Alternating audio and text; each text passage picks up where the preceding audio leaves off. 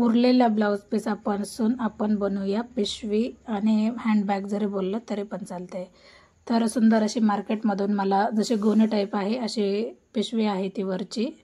आता आपण त्याला काय करायचं आहे, वरची बाजू आपल्याला कट करून घ्यायची. तर डबल फोल्डमध्ये जो पीस आहे तो डबल फोल्डमध्ये आहे.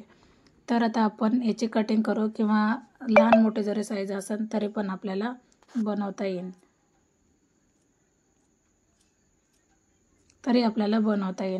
तर आपण काय करू, जो आपला खालचा भाग आहे तो आपल्याला कट करायचा आहे किंवा तो धागा उसवला तरी पण चालते. आता मी जसं कट करते ते आपण बंदसाठी आपण ठेवू आणि त्याच्यामध्ये आपण बाहीला बंद बनवू.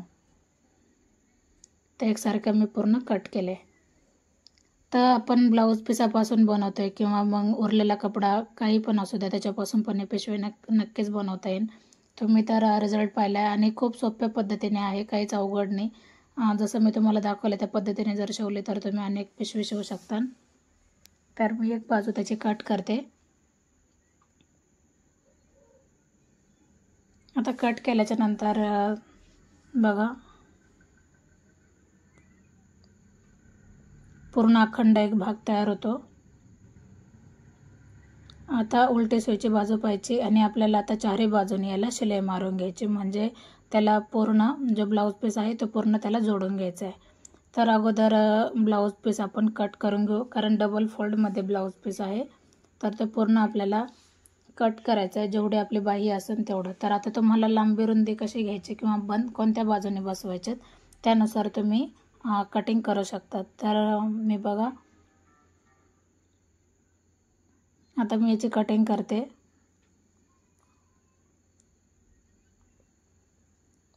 आता एक तर हलू नये म्हणून टाचन पिन लावा, पण त्याच्यामध्ये टाचन पिन गेलीच नाही, तर मग मी कॅन्सल केलं आणि नंतर मग कपडा आपला कट करून घेतला. कट केल्याच्या नंतर आपल्याला सिंगल करायचं आहे, जे तो गोणीचा कपडा आहे तो पूर्ण सिंगल करायचा आहे आणि त्याच्यामध्ये आपल्याला सिंगल केल्याच्या नंतर पूर्ण कडेने आपल्याला शिलाई मारून घ्यायची. आता याचे धागे जास्त नसटते ते ब्लाऊज पीसाचे. तर पूर्ण सविस्तर आहे, खूप कमी वेळात आणि सिंपल पद्धतीने आहे. मार्केटसारखी आपण ही हँडबॅग करू शकतो. तर अशा पद्धतीने मी त्याला पूर्ण टाकून घेतली आणि आपल्याला पूर्ण शिवून घ्यायचं आहे चारही बाजू. त्याच्यामध्ये चून पडायला नको याची काळजी घ्या. तर व्यवस्थित अगोदर शिवून घ्या. तर मी चारही बाजू एकदम कंप्लीट असं शिवून घेतले, थोडासा अंतर ठेवून, जसं आपण ब्लाऊज शिवतो अशा पद्धतीने जरी शिवलं तरी पण चालते.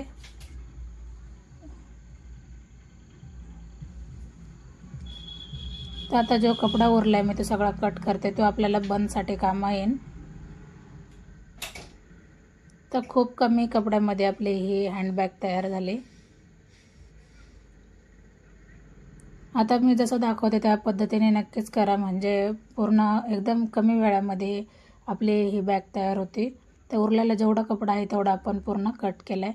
तर तुम्ही बघा कुठेही याला चून वगैरे काहीच पडले नाही. अगोदर प्रेस जरी केला कपड्याला जो आपल्याला लागतोय तरी पण जमन. आता मी याचा परत एकदा एक फोल्ड केलं आणि मधला भाग काढला का जे आपल्याला बंद बसवायचे.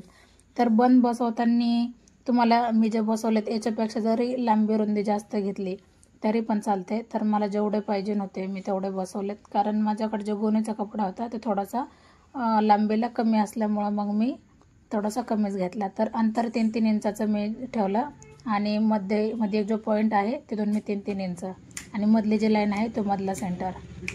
तर दोन्ही बाजूनी आपल्याला सेम पद्धतीने आपल्याला पॉईंट द्यायचे, म्हणजे आपले जे बंद बसवतो मागं पुढं व्हायला नको.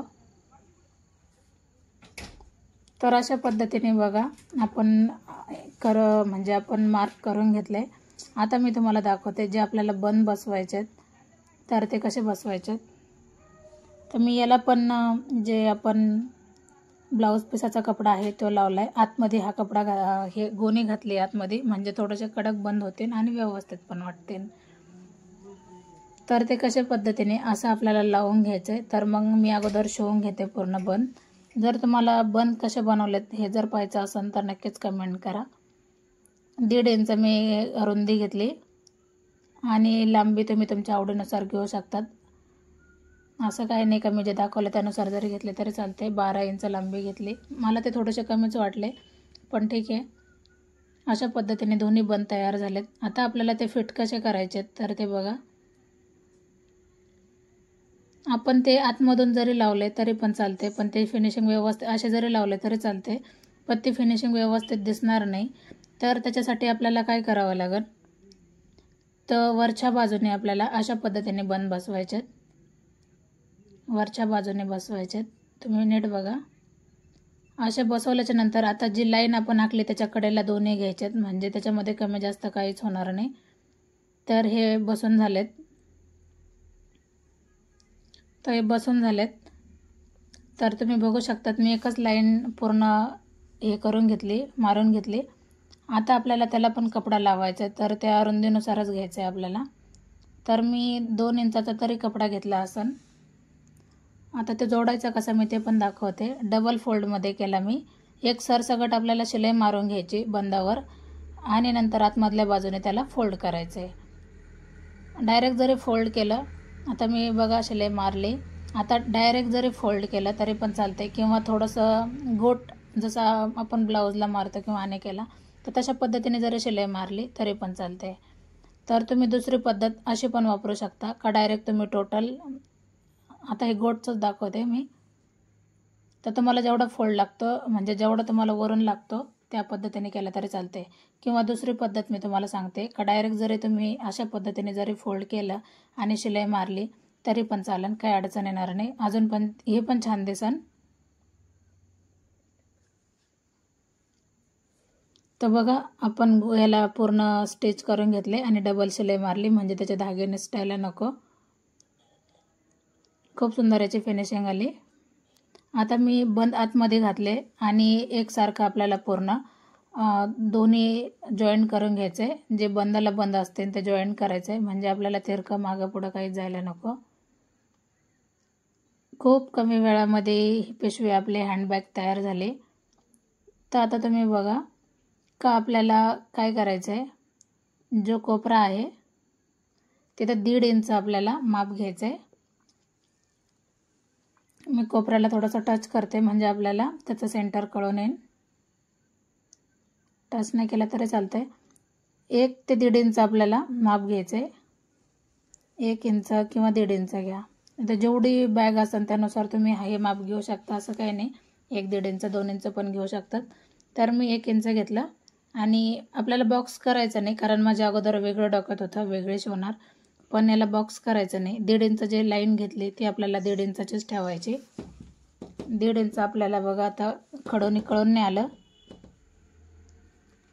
तर समोरच्या बाजूने पण 1.5 इंच आणि ह्या बाजूने पण आपल्याला पाठीमागून पण 1.5 इंच ठेवायचं आहे. तर एकतर तुम्हाला नाही समजलं तर लाईन आखून घेतली तरी चालेल, 1.5 इंचावर पूर्ण सरळ लाईन. आता आपल्याला काय करायचं, हे पूर्ण काढून घ्यायचे. आता जिथं आपला पॉईंट आला ते दोन्ही पॉईंट आपल्याला जॉईंट करायचे आहेत. तर हा पॉईंट आणि इकडचा पॉईंट दोन्ही मध्ये जो जागा प्लेस राहतो तो तसाच ठेवायचा आहे. असं ठेवायचं आहे आपल्याला. मधला प्लेस आपल्याला जो आतमध्ये गेला आहे तो तसाच ठेवायचा आणि फोल्ड करायचं आहे. आता त्याला फोल्ड करून पिन जरी लावली तरी पण चालते, मागं पुढं व्हायला नको आहे, लक्षात घ्या.